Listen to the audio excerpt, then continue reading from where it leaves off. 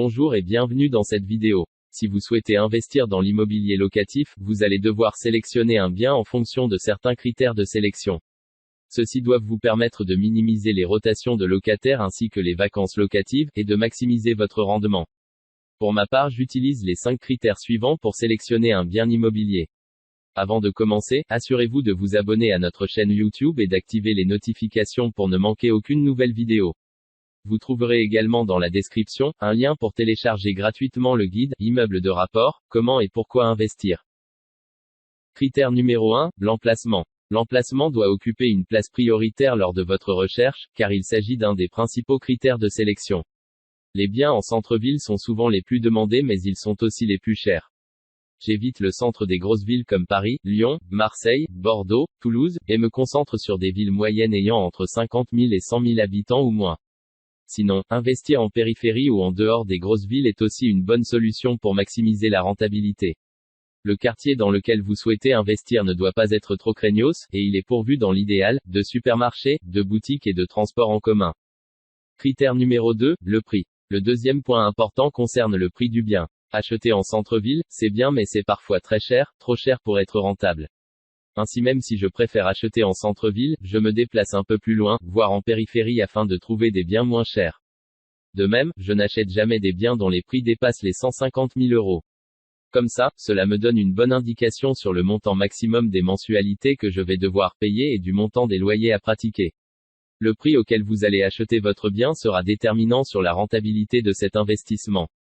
Imaginez que vous achetiez un bien dont les mensualités sont de 700 € par mois mais que vous ne puissiez pas louer plus de 500 € par mois votre bien. Celui-ci n'est donc clairement pas rentable. Pour qu'il le soit, vous auriez dû négocier de beaucoup le prix d'achat, les frais de notaire, les honoraires d'agence, mais aussi les travaux s'il y en a.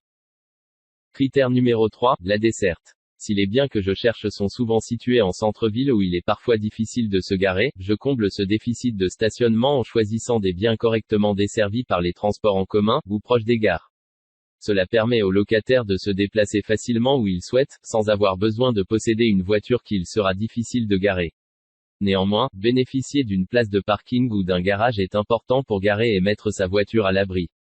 Dans l'idéal, votre bien se situe proche d'un arrêt de bus, d'une station de tram, de métro ou de train. S'il est à plus de 15 minutes à pied, c'est déjà trop long. Pour des personnes qui n'ont pas de véhicule, les transports en commun c'est primordial. Imaginez-vous en train de faire les courses dans un supermarché, vous avez 2 gros sacs à porter.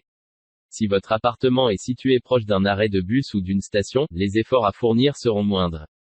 En revanche, si vous devez vous trimballer les 2 gros sacs pendant 30 minutes, parce que vous n'avez pas d'arrêt à côté de chez vous, vous allez vite changer d'appartement.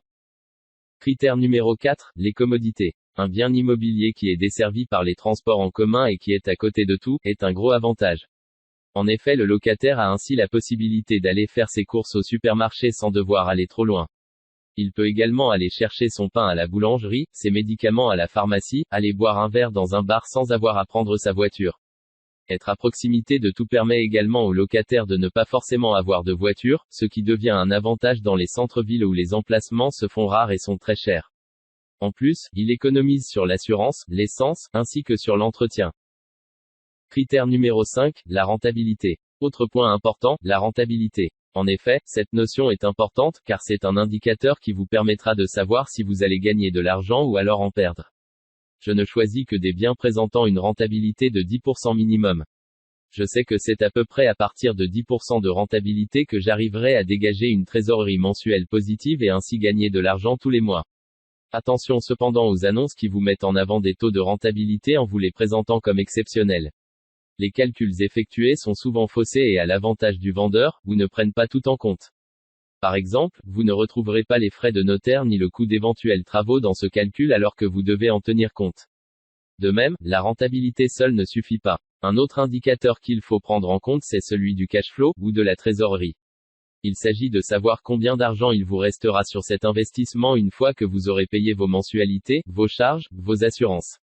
Si ce montant est positif alors votre investissement est rentable. S'il est négatif, cela veut dire que vous devrez tous les mois sortir de l'argent de votre poche afin de payer des factures. En d'autres termes, le loyer perçu n'est pas suffisamment élevé pour couvrir toutes les charges. Merci d'avoir suivi cette vidéo jusqu'à la fin. Si elle vous a plu, n'hésitez pas à faire part de votre avis dans les commentaires, ainsi qu'à la partager sur les réseaux sociaux. Retrouvez également dans la description tous nos livres numériques gratuits et téléchargeables. À bientôt.